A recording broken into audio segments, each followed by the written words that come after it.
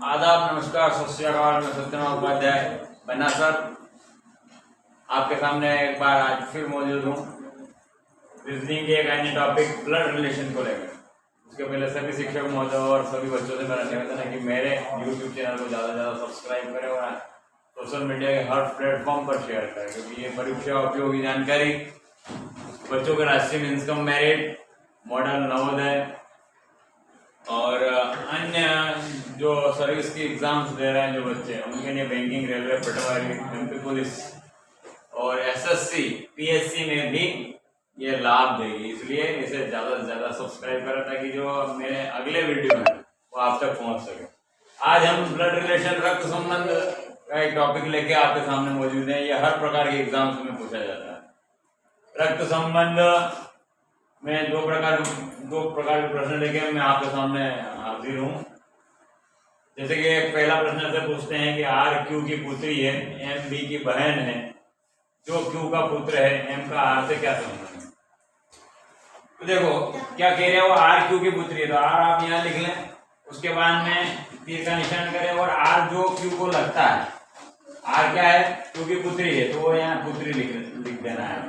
फिर वो कह रहा है कि एम बी की बहन है तो एम बी की बहन कर दिया। अब एम और बी का इन दोनों से के सापेक्ष कोई रिश्ता नहीं बताया गया है, लेकिन चलो अभी हम लिख लेते हैं इसको। एम बी की बहन है तो एम की तरफ से तीर इधर करा हमने और यहाँ बीच में बहन लिख दिया। एम बी की बहन है जो क्यू का पुत्र है, मतलब एम उस बी की बहन है जो क्यू का पुत्र है। तो वो कह रहा है कि जो है एम का आर से क्या संबंध है, मतलब एम आर को क्या लगती है।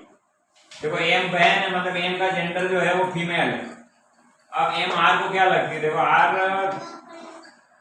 आर पुत्री है क्यू की, मतलब क्यू की पुत्री आर है और बी भी क्यू का पुत्र है और एम बी का बहन है, एम बी की बहन है, यानी कुल मिला के क्यू के 3 बच्चे हैं, आर, एम और बी। ठीक है, अब यहाँ पे एम का जेंडर हमें क्लियर है क्योंकि एम बहन है बी की, इसलिए ये स्त्री है। तो ये अगर एक लड़की है और ये इसके 3 बच्चे हैं तो एम आर की क्यू की क्या हुई, सॉरी एम का आर से क्या संबंध। यदि एम क्यू की लड़की है और ये आर भी क्यू की पुत्री है, इस कारण से ये एम बहन हुई। एम और आर दोनों बहन। ठीक है, इस कारण से एम का आर से क्या संबंध है, बहन का रिश्ता है।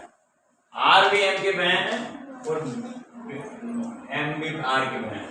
अब हम इन देखते हैं अगला सवाल। एक लड़की की ओर इशारा करते हुए सूरज ने कहा कि वह मेरे पिता के दामाद की एकलौती बेटी है। देखो आपके पिता का दामाद कौन होता है, आपके पिता का दामाद कौन होता है,